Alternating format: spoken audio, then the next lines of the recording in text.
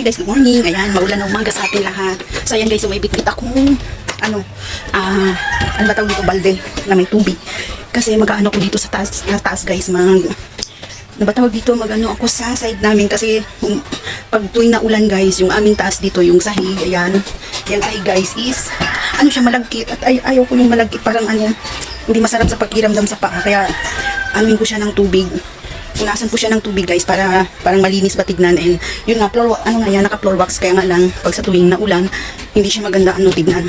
Ay, hindi naman maganda tignan, hindi siya masarap sa paa kasi para siyang para siyang malagkit guys. O ayan tapos nagmumuis yung ano niya, yung sahig, nagmumuis yung sahig dahil yata sa kaya ngayon punasan ko na lang siya muna ng tubig para malinis tingnan. And pag umakyat kami, siya, hindi siya malagkit sa paa. So yun guys, mag-start na ako guys.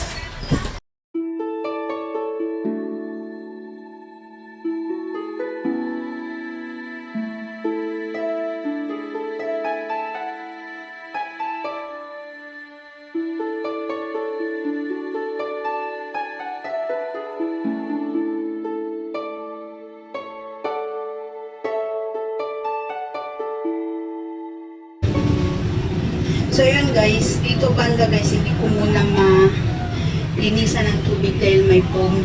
At mamaya pagka dito ay tuyo na, ilipat ko yung foam dito. Tapos doon naman ako maglinis ng tubig.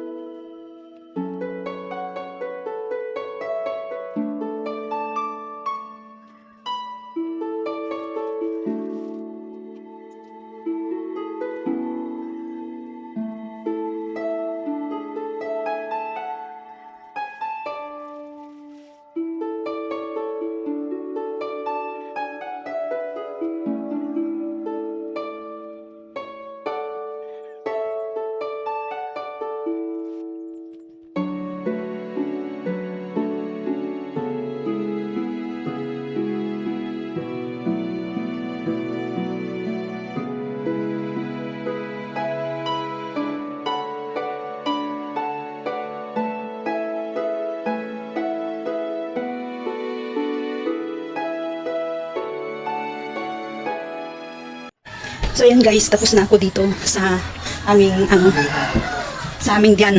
Ngayon guys, is dito naman ako sa aming closet in walking dress. Ayan, walking dress ba yung tawag? Sa kabilang kwarto na may mga gamit na mga puro lang damit guys. So dito is mahirap dahil may mga sako-sako at maleta.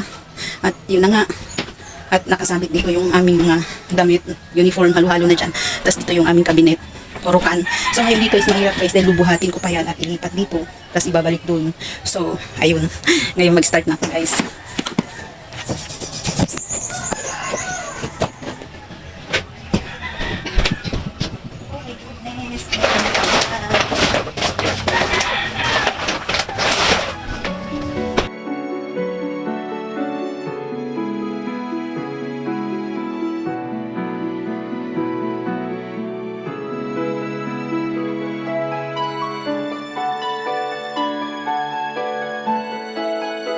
So ayan na guys, ayan, malinis na tignan. Andiyan pa yung yung mga tubig-tubig ng aking. Inalis ko yung mga dyan, mga sako-sako bag. At yan lang muna ang inilagay ko para matuyo yan guys. Lalagyan ko siya ng floor wax. And dito ko nilagay yung mga sako bag muna. Ayan.